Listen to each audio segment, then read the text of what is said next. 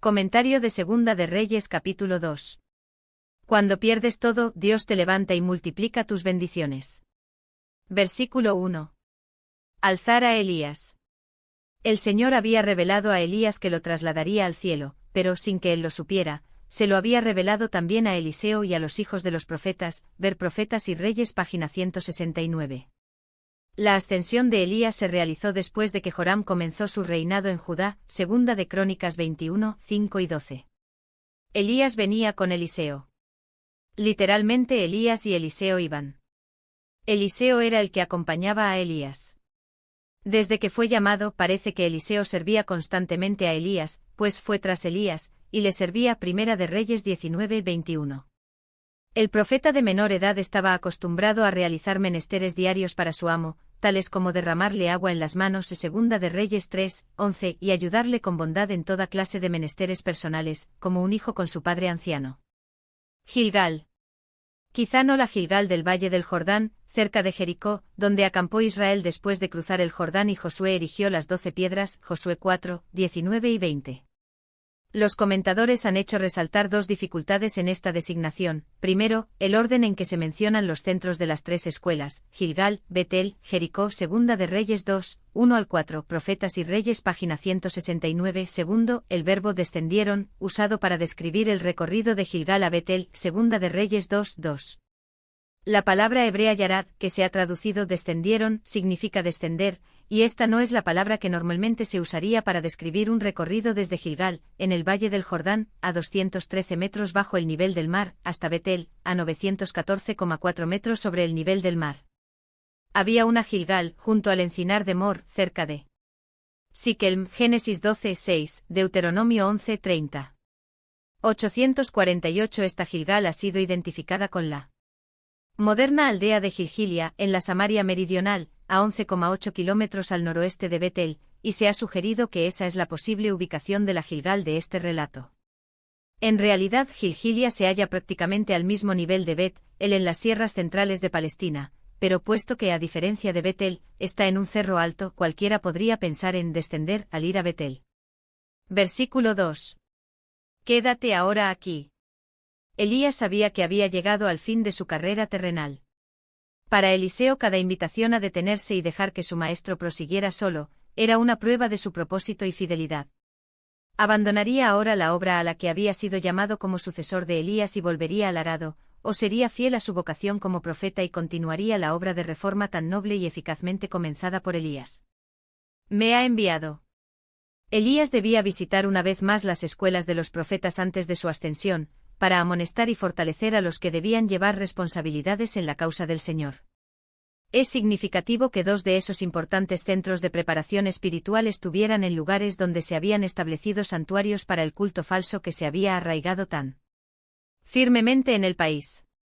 Esas dos escuelas estaban en Gilgal y Betel, y una tercera estaba en Jericó. Los jóvenes preparados en ellas debían instruir al pueblo de todas partes del país en los caminos de Dios, además de combatir las influencias de la idolatría que Acab y Jezabel habían apoyado tanto. Como resultado de esos esfuerzos fervientes y unidos, se pusieron en acción poderosas influencias para el bien, que refrenaron firmemente la idolatría.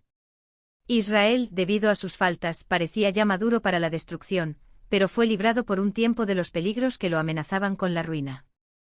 Vive Jehová. Estas fervientes palabras pronunciadas 3 veces, en Gilgal, en Betel versículo 4, y en Jericó versículo 6, revelan el firme propósito de Eliseo de no renunciar a su cometido, sino de continuar hasta el mismo fin con su maestro Elías. Dios lo había llamado para que siguiera al profeta de más edad, y para que recibiera de él la instrucción que lo prepararía para las pesadas responsabilidades que pronto habría de llevar solo. Mientras hubo la oportunidad de servir, Eliseo rehusó abandonar a su maestro. Sería un siervo digno de plena confianza. Versículo 3. Hijos de los profetas. Pocos años antes Elías había creído que él era el único que aún seguía siendo fiel a Dios, pero se le había dado la seguridad de que el Señor tenía no menos de 7.000 en Israel que no se habían inclinado ante Baal. Primera de Reyes 19, 18. Muchos de esos fieles hijos de Dios habían acudido a las escuelas de los profetas a fin de prepararse para tener una parte en la misma obra de reforma a la que habían sido llamados Elías y Eliseo. Esas escuelas habían decaído durante la apostasía de Israel, pero Elías las había restablecido. Profetas y Reyes, página 168. Por toda la nación Elías había encontrado pruebas de fe y valor en el Señor, y se reanimó al ver la firme obra que realizaban estas escuelas. ¿Sabes? La traslación de Elías ese día, no solo había sido revelada al profeta sino también a Eliseo y a los hijos de los profetas. Cuando Dios da una revelación a un individuo, no significa que no la haya dado también a algún otro. De sobre ti. Se reconocía que Elías presidía la obra de reforma del Señor que se estaba realizando en Israel. Los alumnos de las escuelas de los profetas reconocían ese hecho, y también Eliseo. Dios lleva a cabo su obra en la tierra mediante dirigentes elegidos por Él, a quienes su verdadero pueblo reconoce como a hombres divinamente nombrados, y los sigue sin envidia ni críticas. Versículo 4. A Jericó. Si esta Gilgal estaba en la Samaria meridional, Elías y Eliseo habían viajado hacia el este y el sur, a Betel, y ahora continuaron su viaje a Jericó siguiendo la misma dirección general. Jericó estaba a unos 20 kilómetros más allá de Betel. Versículo 5. Hijos de los profetas. Los centros de la obra del Señor están situados en lugares estratégicos. La escuela de los profetas de Jericó no se estableció allí por accidente. Jericó estaba en un importante camino por el cual iban muchos viajeros de las regiones del otro lado del Jordán. Se detenían en el oasis de Jericó para descansar y alimentarse, y allí podían relacionarse con los alumnos de las escuelas de los profetas para recibir de ellos el mensaje de esperanza y confianza en el Señor, que debía llevarse por doquiera. Versículo 7. 50 varones. Esto da un indicio de la magnitud de la escuela de los profetas. El lenguaje del versículo implica que ellos no eran todos, sino solo una parte de los que asistían a la escuela de Jericó. Se pararon. Esos hijos de los profetas sabían que Elías sería arrebatado al cielo, y que esa sería la última vez que verían a su amado jefe. De modo que se detuvieron en un lugar ventajoso, quizá en una escarpada altura detrás del pueblo, desde donde pudieran ver todo el curso del río y muchos kilómetros más allá de la orilla opuesta. Junto al Jordán. Elías y Eliseo llegaron al Jordán siendo observados por los 50 varones, que se habían ubicado en el lugar elegido. Este lugar estaba a unos 8 kilómetros de Jericó, en el recodo más próximo. Versículo 8. Tomando su manto. El manto de Elías se había convertido en la insignia de su cargo profético. Doblando su manto golpeó las aguas del Jordán como Moisés había hecho con su vara en las aguas del río Nilo, Éxodo 7:20. Como resultado, se dividió milagrosamente el Jordán, dejando un camino por el cual pasaron los siervos de Dios sin mojarse los pies. Hay una comparación obvia entre la división de las aguas del Mar Rojo durante el Éxodo, Éxodo 14:21, y el detenimiento del Jordán en el tiempo de Josué, Josué 3:13-17. El mismo Dios que mediante su poder había sacado a Israel de Egipto y lo había hecho entrar en la tierra prometida, todavía estaba con él, listo para revelarse y para revelar su poder y su permanente cuidado amoroso para con su pueblo en la hora de necesidad. Versículo 9. Pide. Cuando Elías estaba a punto de dejar a su fiel siervo y discípulo Eliseo, le dio el privilegio de pedir cualquier cosa que deseara. Eliseo podría haber pedido riquezas, fama, sabiduría, gloria y honores mundanales, un lugar entre los grandes dirigentes de la tierra, o una vida de comodidades y placeres que contrastara con la vida de penalidades y privaciones de Elías. Pero no pidió nada de eso. Lo que más deseaba era proseguir con la misma obra que había realizado Elías y con el mismo espíritu y poder. Para hacer eso, necesitaría la misma gracia y ayuda del Espíritu de Dios. Doble porción. El pedido de Eliseo nos recuerda lo que pidió Salomón. No pidió ventajas, puestos ni ganancias mundanales, sino el poder espiritual necesario para cumplir correctamente con las solemnes responsabilidades a que había sido llamado. Al pedir una doble porción del espíritu de Elías, Eliseo no aspiraba a recibir doble poder que el que tenía Elías. No solicitaba más de lo que Dios había dado al anciano profeta, ni un puesto más alto, ni más capacidad que la que Elías había recibido. La frase hebrea empleada es la misma que hay en Deuteronomio 21:17, la cual indica la proporción de la propiedad paterna que debía ser dada al primogénito. De modo que Eliseo solo pidió ser tratado como el primogénito del profeta que estaba por irse, recibiendo una doble porción del espíritu de Elías en comparación con la que pudiera darse a cualquiera de los otros hijos de los profetas. Lo que pidió fue el reconocimiento de una primogenitura espiritual, esto es, ser considerado el primogénito espiritual del anciano profeta, y ser así capacitado para continuar la obra que había comenzado Elías. Versículo 10. Cosa difícil. No era difícil para el Señor conceder esto, pero sí lo era para Elías. No correspondía a un profeta nombrar a su sucesor. Solo Dios puede elegir a quienes desempeñarán el cargo profético. Bien sabía Elías que no le correspondía nombrar al que había de continuar la obra a la que él mismo había sido llamado por el Señor. Por eso era imposible que él, sin contar con la inspiración divina, dijera si el pedido iba a ser concedido o no. Cuando fuere quitado. Las palabras cuando fuere no están en el hebreo, y sería mejor omitirlas. El significado es, si me ves siendo llevado. Si Eliseo era testigo de la traslación de Elías, entonces sabría que el Señor le concedería su pedido. Versículo 11. Yendo ellos. Iban caminando Biblia de Jerusalén. Literalmente iban caminando una caminata. Es decir, proseguían caminando conversando mientras iban. No se nos dice a dónde iban. Quizá a alguna altura de las montañas en las proximidades donde Moisés había sido resucitado y llevado al cielo. Un carro de fuego. Los carros de Dios evidentemente son los ángeles, ver Salmo 68, 17. Los ángeles son los mensajeros de Dios, enviados para servicio a favor de los que serán herederos de la salvación, Hebreos 1, 14. Los mensajeros celestiales y los instrumentos divinos son representados en formas diferentes ante la vista humana y en visión profética. Zacarías vio caballos de diversos colores, Zacarías 1, 8, de los cuales se dice que eran mensajeros, Jehová ha enviado a recorrer la tierra, Zacarías 1, 10. El profeta vio caballos y carros, Zacarías 6, 1 al 3, que se comparaban con vientos de los cielos, que salen después de presentarse delante de Señor de toda la tierra, Zacarías 6, 5. Ezequiel vio seres vivientes que se describen con la semejanza de carbones de fuego encendido, y cuyos movimientos se comparan con el refulgir de relámpagos, Ezequiel 1, 13 y 14. Los caballos y los carros se usan con frecuencia en la Biblia como símbolos del poder, la majestad y la gloria con los cuales el Señor aniquila a sus oponentes, y protege y salva a los suyos. Habacuc representa así el poder de Dios, montaste en tus caballos y en tus carros de victoria, Habacuc 3, 8.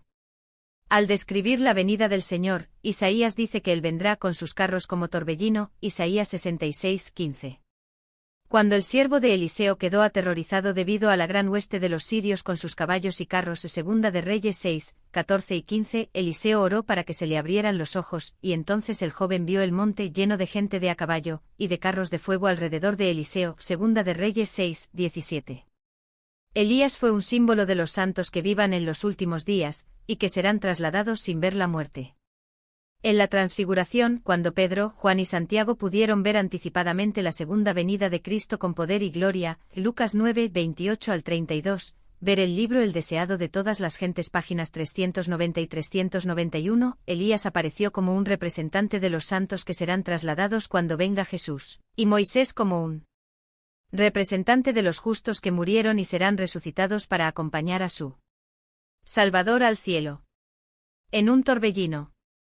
El terrible poder de una tormenta permite que la mente humana capte algo de la pavorosa majestad y el poder de Dios. Respondió Jehová a Job desde un torbellino, Job 38, 1, para darle un cuadro de su insondable sabiduría y poder, ver también Isaías 66, 15, Nahum 1, 3. Elías había realizado una gran obra, y recibió una gloriosa recompensa. En la soledad y el desánimo, sufriendo dolor y aflicciones, en el desierto o en las cumbres de las montañas. Elías había proseguido con sus difíciles tareas de dar un testimonio para Dios en un tiempo cuando el rey y el pueblo habían dado la espalda a Jehová. Pero Dios no permitió que su siervo muriera a manos de los que querían quitarle la vida, ni permitió que terminara sus labores desanimado o vituperado. Como Elías había honrado a Dios, así también lo honró el Señor, no permitiendo que entrara en la tumba, sino que fuera llevado directamente a la gloria y la paz del cielo. Versículo 12. Viéndolo Eliseo. Así se cumplió la señal dada por Elías. Vers. 10. Eliseo ahora sabía que iba a recibir la doble porción del espíritu de Elías que había pedido, y que frente a él tenía una obra importante que hacer. Padre mío.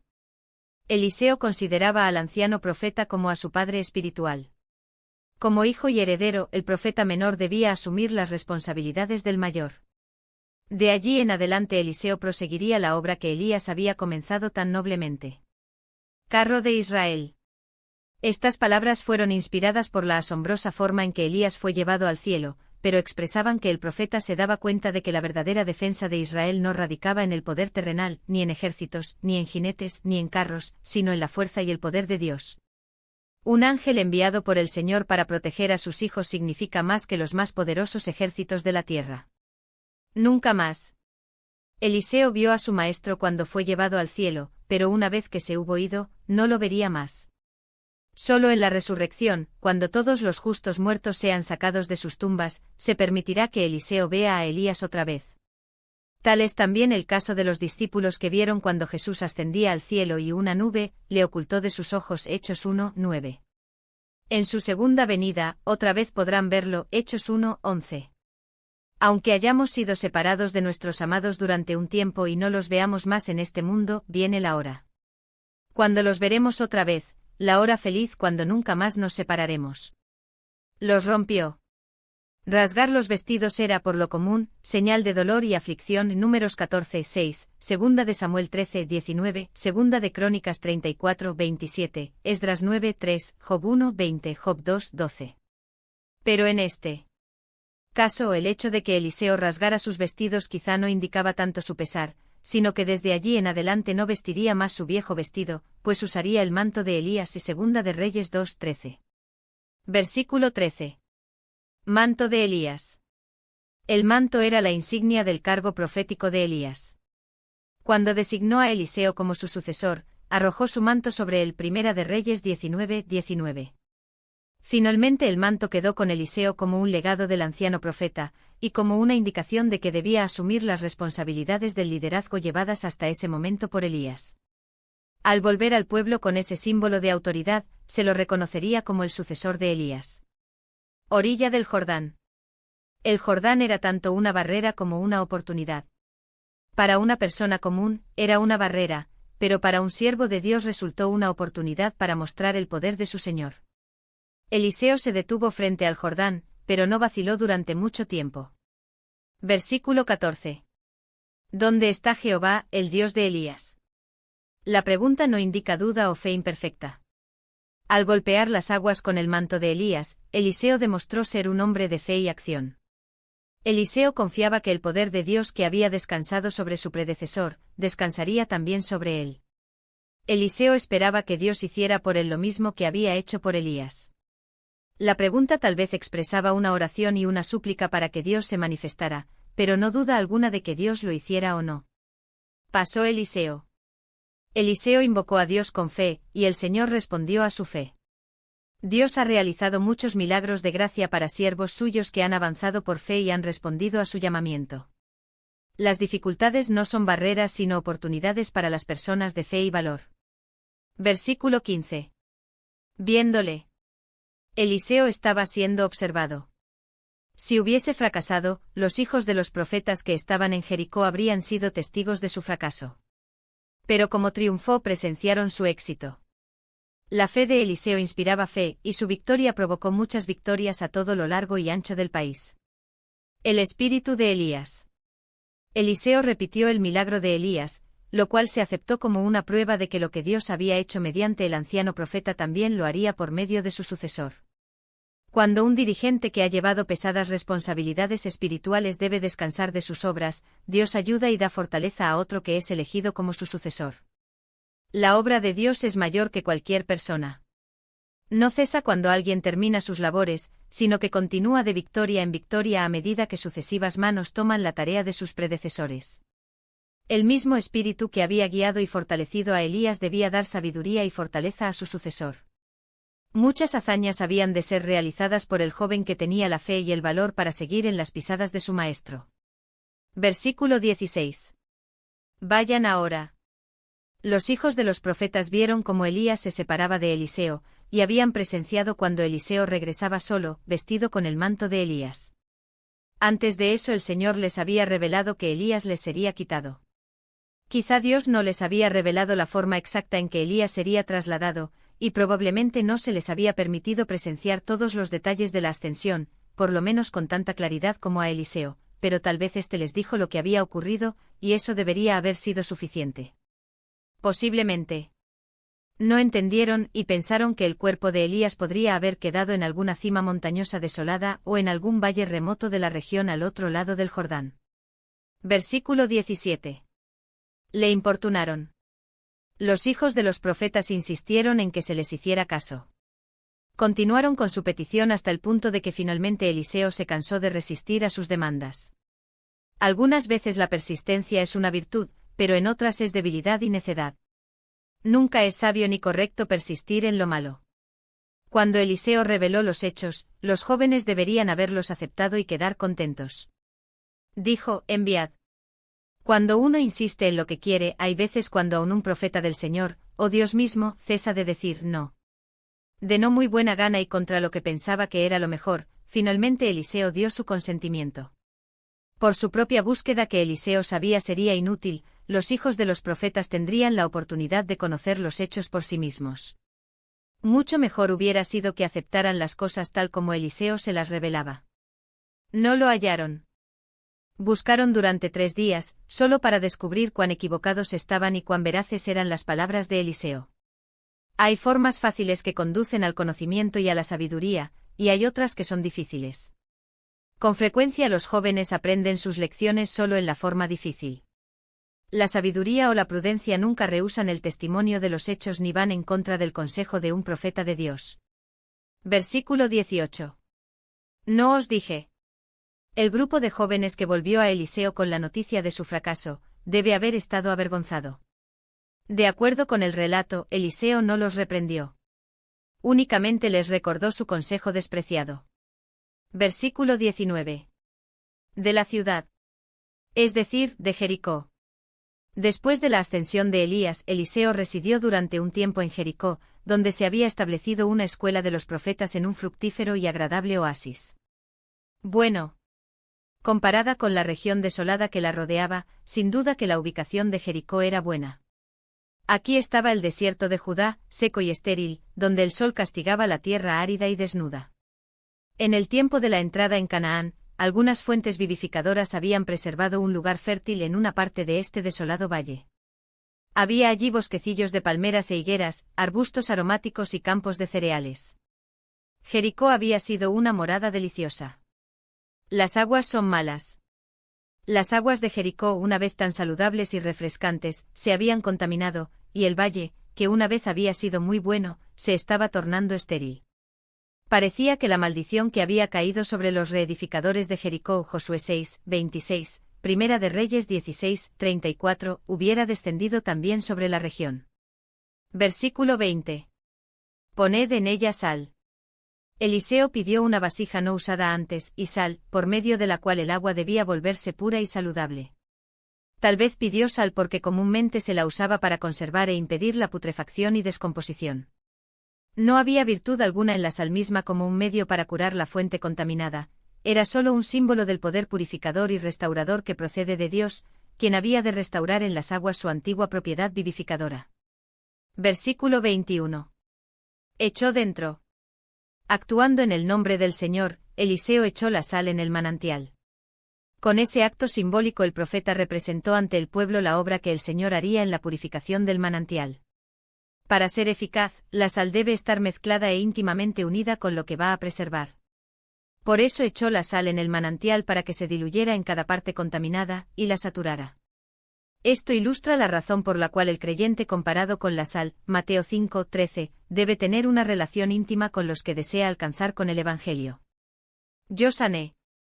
No debía quedar duda alguna en la gente en cuanto a la forma en que se habían curado las aguas, no por un acto de magia, sino por el poder de Dios. Versículo 22. Hasta hoy. La restauración que se efectuó fue permanente. Un manantial llamado Ain es-Sultan, conocido también como la fuente de Eliseo, todavía proporciona agua abundante a esa zona. Desde el milagro de Eliseo, la fuente de Jericó ha continuado fluyendo, brindando su agua curadora y vivificadora a través de los siglos, y convirtiendo esa parte del valle en un oasis de delicia y belleza. Así como en su compasión el Señor estuvo dispuesto a curar el manantial de Jericó, también se complace ahora en conservar la vida y curar el corazón de sus dolencias espirituales. Así como Dios curó este manantial, podría también haber restaurado a Israel si la nación hubiera aceptado las labores de su siervo escogido. Así como las aguas de Jericó han continuado fluyendo, prodigando vida y bendiciones a las regiones circunvecinas, también de Israel. Podría haber fluido sin cesar un raudal de vida espiritual y curación, para proporcionar la paz y las bendiciones del cielo a todos los pueblos de la tierra. El veneno del pecado todavía obra en el corazón humano. Manantiales de odio y amargura inundan un mundo donde podría haber amor y felicidad. Por doquiera se necesitan los poderes curativos del Evangelio de Cristo, para que puedan infundir nueva vida y nuevo poder en el corazón y la vida de los seres humanos.